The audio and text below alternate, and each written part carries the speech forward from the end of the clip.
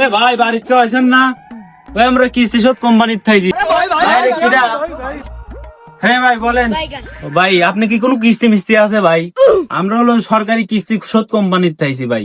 গরিব মানুষের যত কিস্তি মিস্তি আছে সরকার শোধ করে দিবি। আপনি কি কোনো কিস্তি মিস্তি আছে? আরে কি কোন ভাই, কিস্তি থাকলে মানে আমার তো 4-5টা কিস্তি আছে। এটাইতে 1.5 লাখ 2 লাখ টাকা উঠে নিয়ে। ও ভাই কোন কি আপনার মতো লোকই তো দরকার। সে 4-5টা কিস্তি 1.5-2 লাখ হলে তাও তো 10-12 লাখ টাকার মতো হয়। তাছাড়া সরকার শোধ করে দিবেনি। তে আপনি গাড়ি বাড়ি জমি জমা কতটুকু আছে? ভাই আমাদের বাড়ি গাড়ি এরকম নাই ভাই, জমি জমাও নাই, আমরা খুবই গরিব মানুষ। হ্যালো আব্বা, একা হাতে বুনিপি ঠিক করে যাও কেন?